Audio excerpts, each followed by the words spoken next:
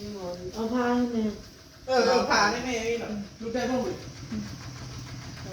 ไปน้องเลย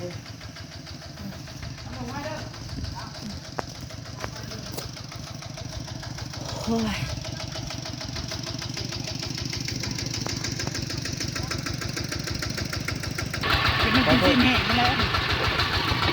แม่นย่านซีนคือกันนั่นนะอย่าสูบไปจังอย่ากุ๊กอย่าเมาน่ะ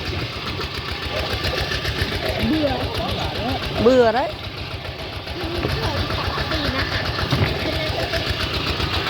กองบดีบ่งามขอโทษขออภัยหลายพี่น้องเลย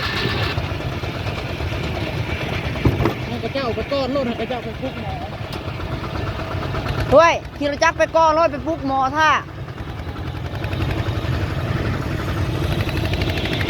แล้วไปก้อนรถไปปุ๊กหมออยู่ว่า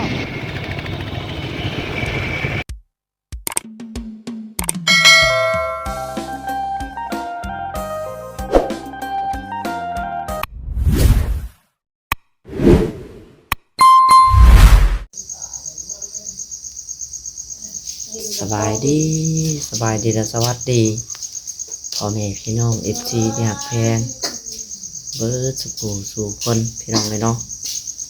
มาพบพอกับทางน้องหลาอีกพี่น้องเลยบรรยากาศมืดได้พี่น้องมื้อนี้เนาะกับล้างก็ยังเอาหาแก่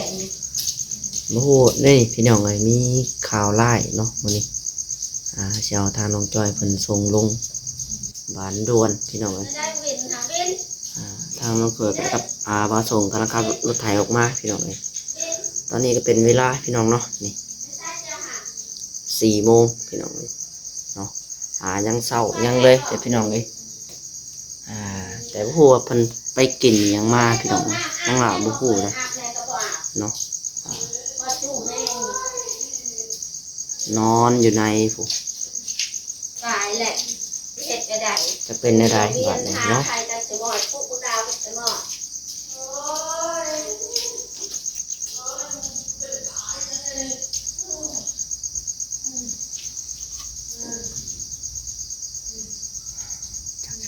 พี่น้องฟังเสียงจอยจากเราเป็นอย่างพี่น้องเลยทางแม่ว่าเพิ่นว่าห้าพี่น้องห้าก็ดีรอว่าจากเราไปกินอย่างมาน้องหลาก็ได้เนาะเอาพี่น้องเลยเดี๋ยวรอถ้ามาส่งการน้องผุดขึ้นมาเนาะใส่น้องดาวเราแม่ว่าปลุกน้องดาวก็บ่ตื่นมันยังเศร้าอยู่นะพี่น้องเลยเนาะ4 โมงยังแบบแนมอย่างก็ยังไม่ทันเห็นนะมืดขึ้นอยู่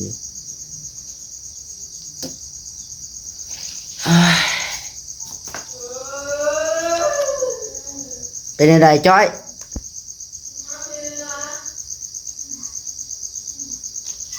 ไปพี่น้องเดี๋ยวเขาไปเบิ่งข้างในก่อนเป็นอะไรก็ข้างโอ้ยแท้นะโอ้ยมืดรถนั่นนี่จ้ะเฮ้ย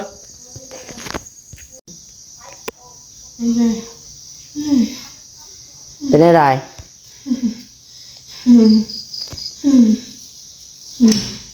ดาวแทรกดาว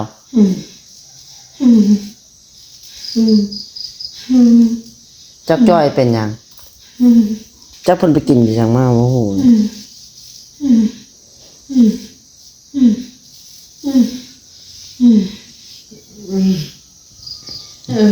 เวลาพอส่งกำลังเอารถไถออกมาพี่น้องนั่งรถจักรบ่ได้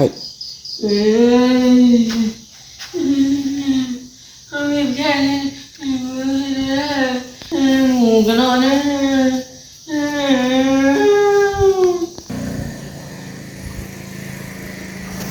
อย่างไรเนาะเป็นยังไงบ้างเอามาแล้วรถไถทั้งถ้วยตักน้ำไม่เปิดถึง5 แตนอยู่แล้ว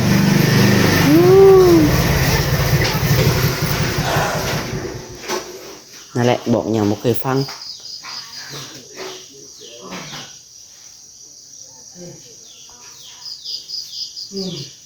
แต่น้องดาวปลุกน้องดาวขึ้นมาแล้ว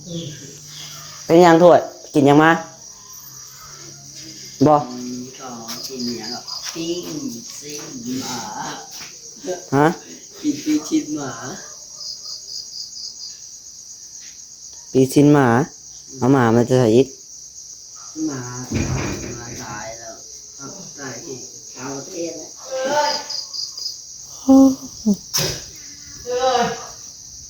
ไปหาแล้วด้วย แล้วประชุมกำลังเข้ามาอยู่ใจเย็น จักไปในเดินเล่น เอา ว่า บ่บ่หน่อยกูขาว เอาจักไปน้ เอาบ่หน่อยนะเอาเลยฮะแต่นี่มันลิ้นหัวเลย นี่ให้ดูออกไปได้จ้ะจะถามลูกชายก็มาก็นอนเราออกไปได้กันแล้วก็มาจะจูมลูกก็มาจูมเตียงออกไปได้จ้ะ จักแนวว่าละพี่น้อง มัน เนาะ จะจูมก็มาจูมลูกนั่นนะยังก็อยากพุ่งใช้อาชีพสิ่งอาหารกิน ำรถไฟกับหมูเงินเนาะ เนาะยันอันซีนทึกอันกอกยายังอยู่พี่น้องเนาะ ตู้กระดาษตู้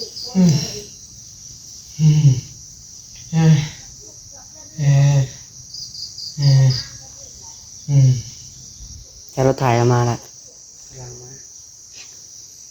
เอานำไปเพิ่นกินกันกระบวนปลา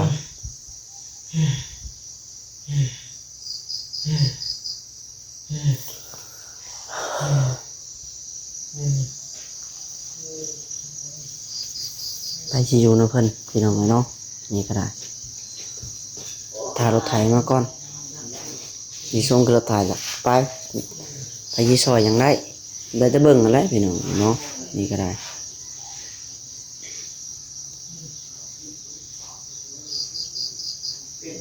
หักเต็มเฮือนละบาทนี่จะหัก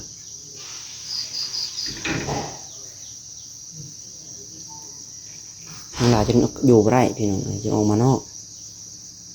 ขาวแทกถ้าพอจงมารถไถอยู่นี่เสียงรถไถกำลังมาโอ้ย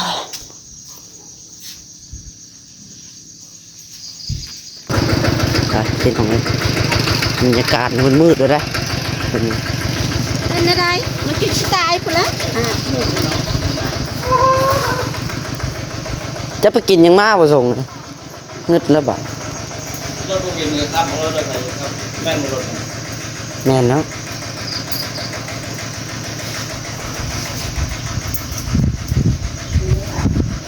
คุณแม่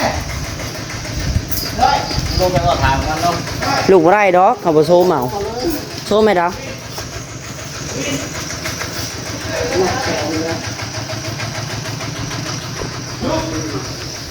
เดี๋ยวยาแล้วไป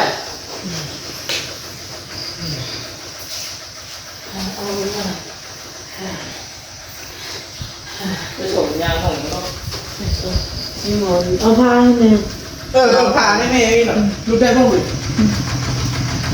ไปน้องเลย เอามาไว้เด้อ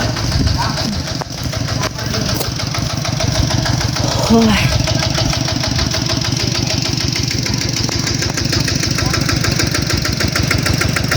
แล้วบ่โซมจูบแพร่บ่บัดนี้บ่ได้แพร่นะฮะ เอาแม่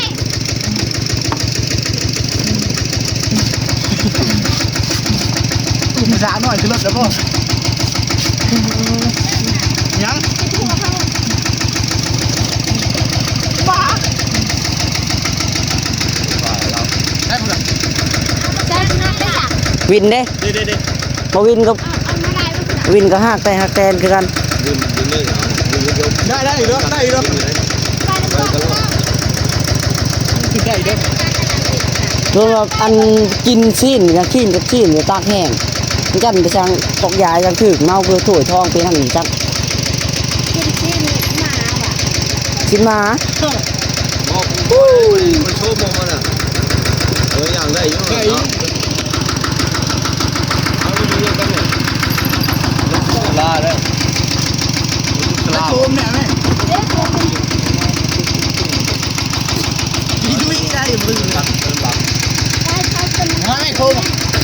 ไปบ่ส่งไปดาวขึ้นรถเฮา ไม่ใช่คุณนะ ก่อนมึง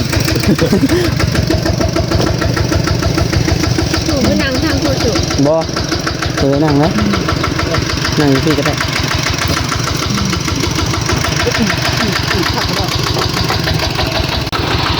ไปดู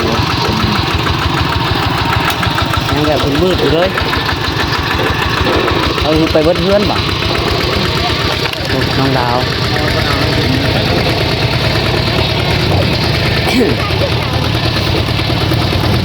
มันเป็นร้นมาจักบอก ตั้งแต่ที่อันตื่นขึ้นเมื่อนี่ก็ไปหู้ได้เฮานอนหากระตื่นนี่แม่ปุ๊บ มันนอน นะครับบ่ได้อันบ่ได้ไปน้ำจะเพิ่นนะเมื่อคืนจะเพิ่นเฮ็ดไปจังเฮานอนแต่10 โมง9 โมงเฮานอนน่ะ8 โมง9 โมงเฮาก็รับเลย เดินตัวแม่อย่างนี้ไงวะ ย่างขึ้นบ่ได้นั่งรถไถนั่งรถจักรว่าสิเอานั่งรถจักรก็นั่งบ่ได้คันไปแต่นั่นก็หมอเพิ่นก็บ่สิบ่ตื่นบ่มันยังบ่แจ้งเด้หมอเขาก็บ่อยู่แล้วสิน้องเอ้ยมี4 โมงไปได้ไปเลย ติดการที่มาเลย เออ เป็นมันกินแห้งมาแล้ว แม่นย่านซีนคือกันนั่นนะอย่าสูบกูจังอย่าคุกอย่าเมาน่ะเบื่อเด้ย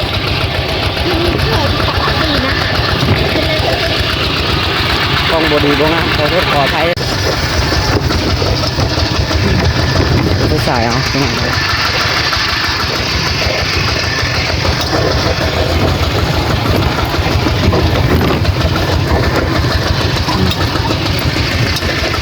เอาตรงได้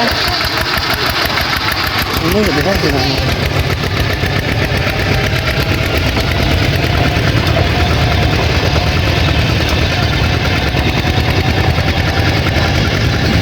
เอาที่เราเป็นตะจ้อยเดี๋ยวแรกเมื่อหูที่เราบอกวิดเมื่อล่ะน้องดาวก็ว่าเตะจ้อยผู้เดียวมาแล้วบอกวิดกันอยู่นี่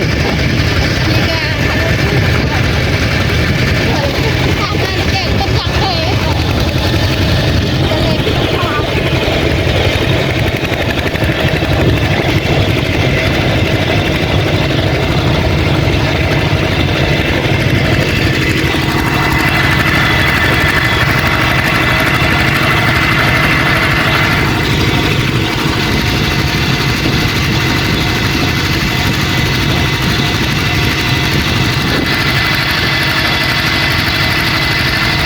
ไทยจะมีรถไถเนาะบ่ส่งขันมือรถไถจักสิว่าอะไรพี่น้อง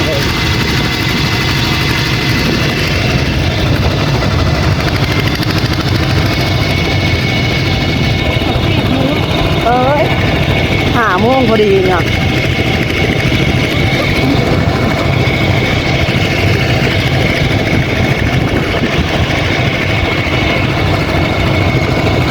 ถ้าแม่กับพ่อกำลังมานำหลังพี่น้องเป็นขาหลอกเพื่อนก่อนอันนี้เลยหอมมาก่อนมันเก็บมาก่อนเลย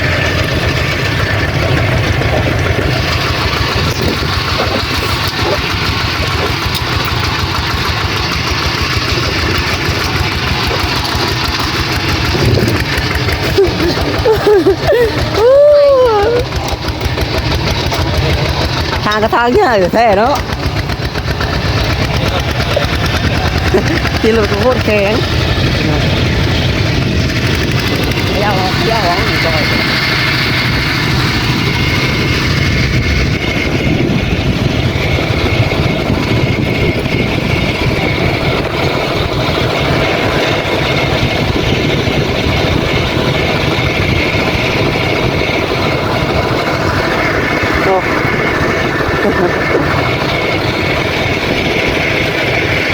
nhà mơ ngất thì cái bên nhìn dáng nhà ấy mẹ chùm nhiều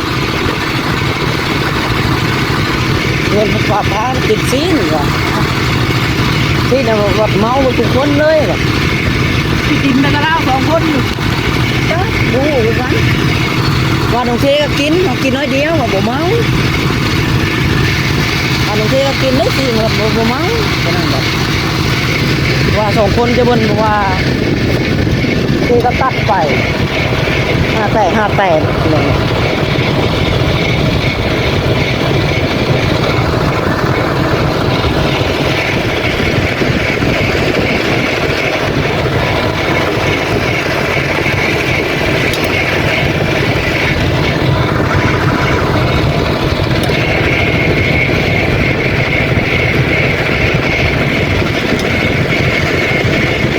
เนี่ยพวกเขาก็บ่ตื่นเนาะก็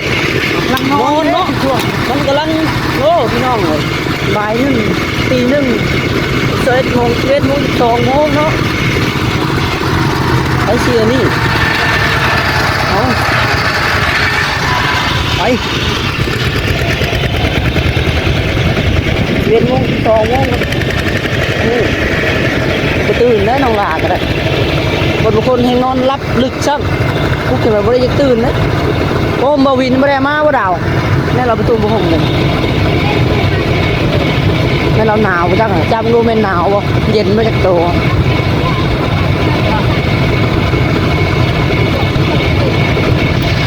จับดูวินในรายจ้อยจำหนาวดู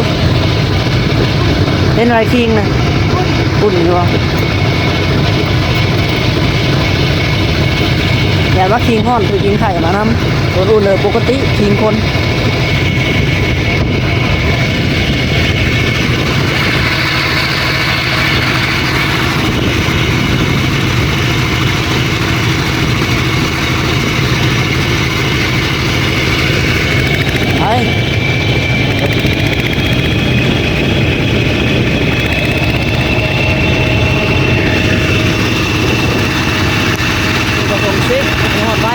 รถไถพี่น้องก็ไว้เป็นไรหลุด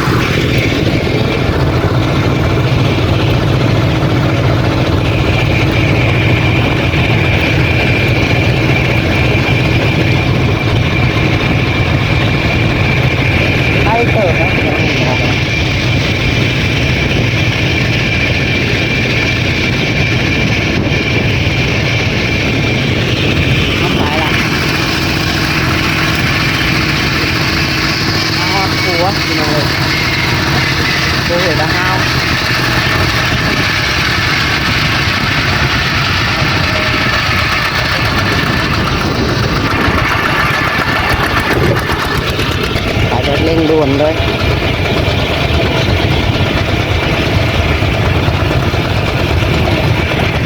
ให้กระเจ้าไปก้อนรถให้กระเจ้าไปพุกหมอด้วยขี่รถจักรไปก้อนรถไปพุกหมอท่าเราจะก้อนรถเรื่องหมออยู่ว่า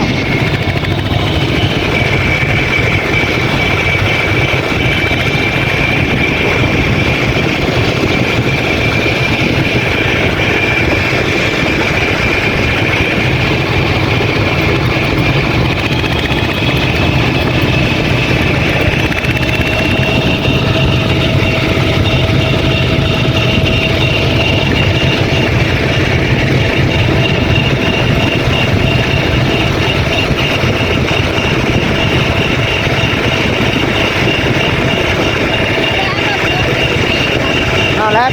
ล็อกเขาต้องดึงล็อกกุญแจเขาให้แหละ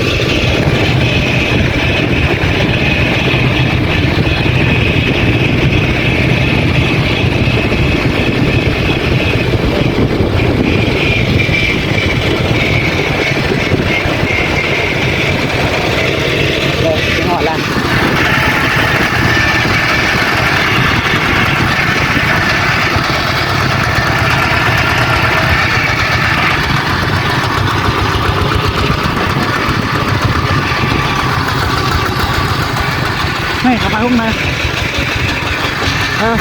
ต้องรู้ที่นะคือมาปุ๊บไปกายยกไม่ให้หมอเดี๋ยวผมจะกายหมอที่เรากายหมอกายหมออะไรกายหมอคือนักเรื่องอีกแล้ว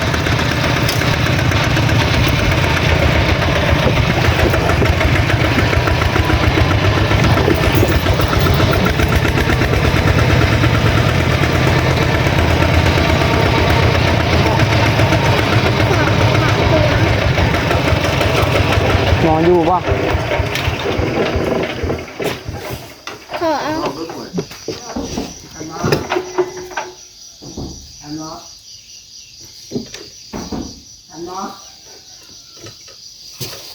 อันนี้ยินอยู่บ่ นี่นะ ตื่นแล้วใช่ ใครออกเลยนะ ปวดออกไหม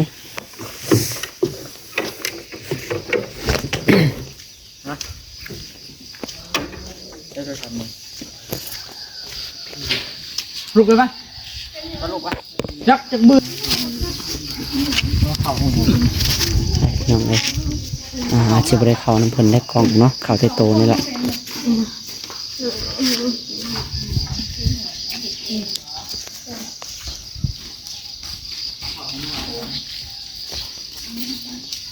รอฟังคนใช้หืดใช้ยาเป็นยังไง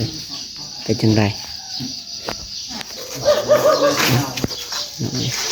รอเบิ่งบรรยากาศเนาะมาก็เฮาแทบบาด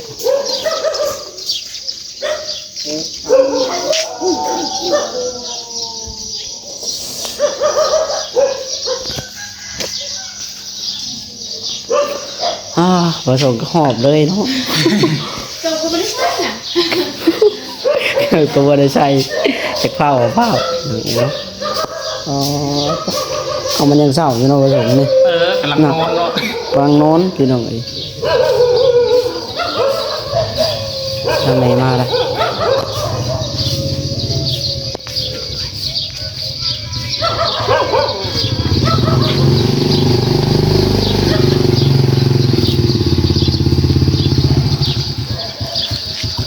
ว่ากินชื่อกินซีนผมก็ไม่หนอกพี่น้องเนาะ คำว่ากินนี่น้องเทคือบ่เป็นหยังน้องเทก็กินคือกันบ่กินซีนน้องเทก็กินคือกันได้เห็นสิเป็นหยัง กินคือกันบอก กินสิเป็นหยังบ่แม่น หลายอย่างจะกินบ่หลาย ฮะ มันเป็นในอื่นเนาะ จ้ะ เอาสนามบ่ อันเด้น้ำค่ะวานได้คนวานได้คนฝน จักแล้หากระโจมเข้ากินดิมันเมื่อยแฮงเลยเพิ่นเอาข้าวน้ำเกลืออยู่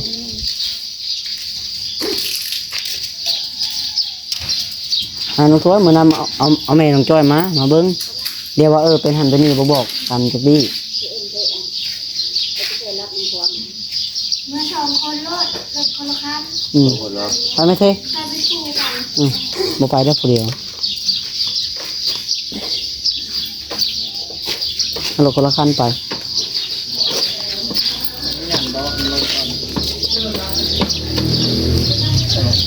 ใครดูดาวใครบ่รถบ่เป็นกันตัวทรงเด้ มีเพชรนะ ที่เราจับมันเป็นการได้รองนี่ ว่าอยู่คนละบอด เออบ อดตัว อันนี้ตัวหาแม่บ่วินดิน่ะ จะได้จับ ตัวแม่นะ โทรหาแม่กันโทรได้เลยให้เราลงมาทำได้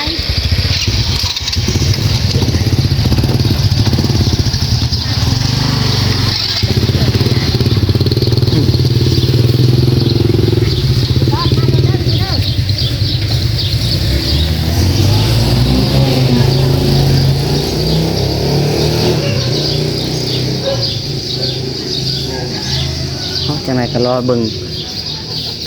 การผลตรวจออกมาพี่น้องเลยเป็นอย่างไรครับ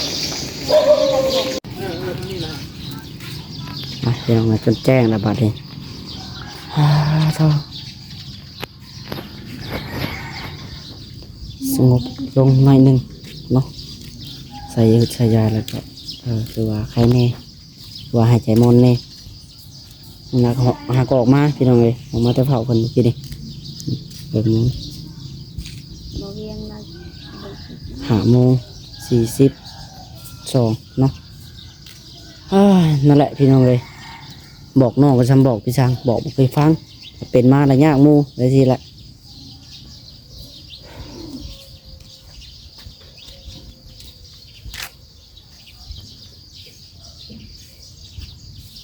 พอเป็นกวดใส่ชายาอยู่พี่น้อง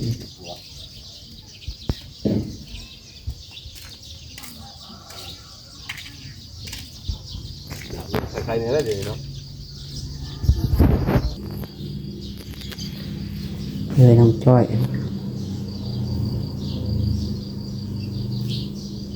นั่นแหละหมู่ครูบอกหมู่ฟัง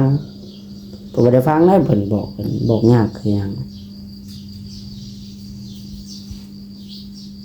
มันเป็นมาแล้วจังไดหนักนะเพิ่นใส่ยาให้ใครเดียวก็ใครแน่ดอกแท้ตะกี้ตั้งทรงบ่ขึ้นจักดีเด้อตะกี้ตั้งทรงรุดเลย